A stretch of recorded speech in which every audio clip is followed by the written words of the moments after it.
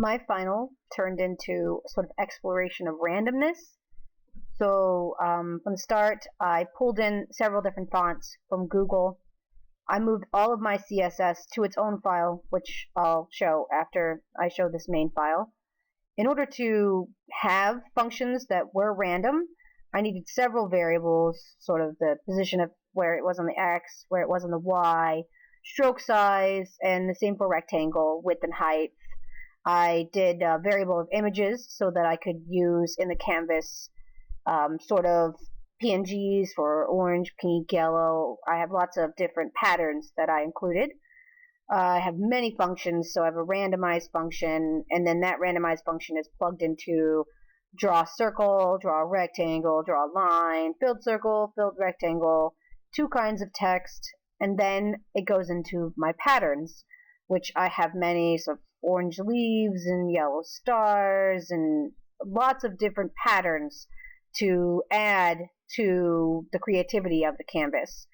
I also tried to make a save image function, but it didn't really work, so I took it out for the actual final work. Then when you brought it in, those functions are then plugged into basically an on-click action with the mouse. So in the first part, I have all the basic shapes, circles, rectangles, and filled along with text.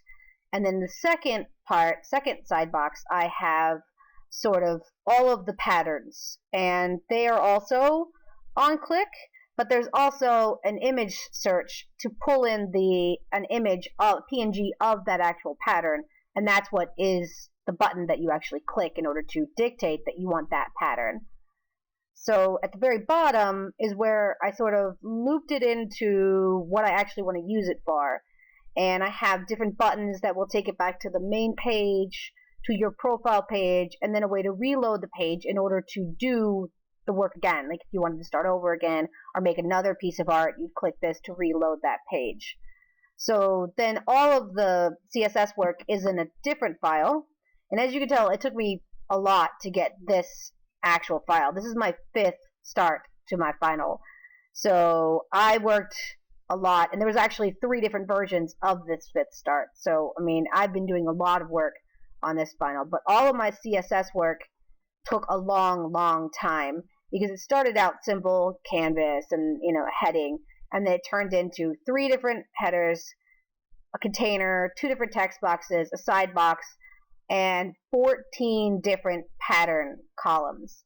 And the pattern columns for the actual patterns do not have any reference to the pattern here, because as I showed, it's actually, the image source is actually in the coding.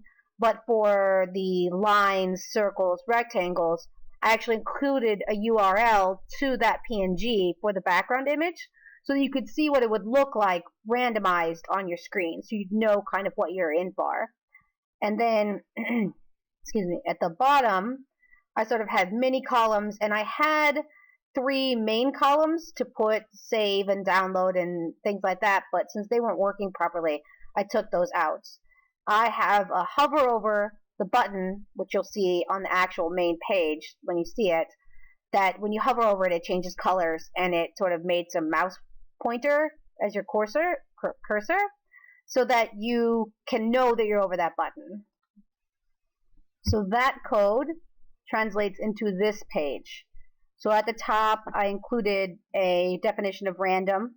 It was really fun because I got to look up the special characters, the backwards E and the dot in between random to separate the syllables. I also got to play around with making sure that everything lined up properly and with borders. And this is where the different text that I got from Google actually came into play.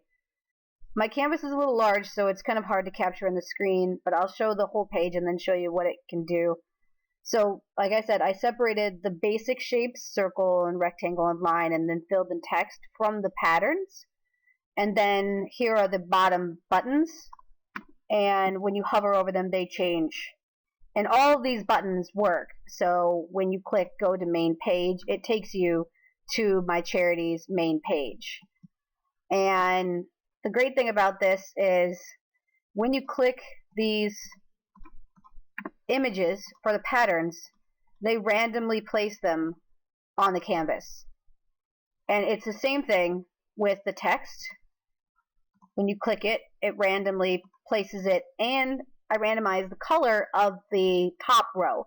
So the color is randomized in the text and the lines and the rectangles. And same thing with the lines and the circles.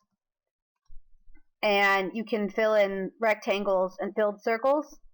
But the great thing about my project is it was a work in randomness, and while making this, at some point in time, when the code loops back around, after you've clicked filled circle or filled rectangle or more than one circle, it fills in the other circles. And then when you try and do text, it starts randomizing and starts making these really crazy, awesome, glitchy shapes.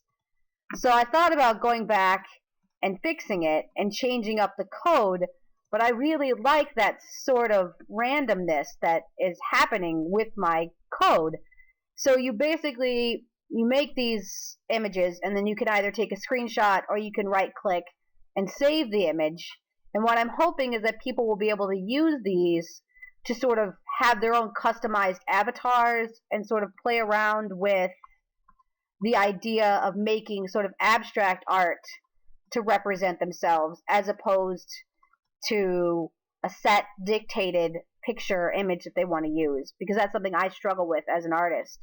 And I think this is sort of fun to randomly click in here and have it make something that you don't have any control over.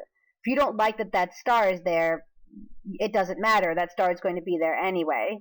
And that's kind of what I wanted out of this project halfway through. I started with a set way of the way I wanted it to look, and it changed as I went through. And so now I really like what has evolved out of this final project.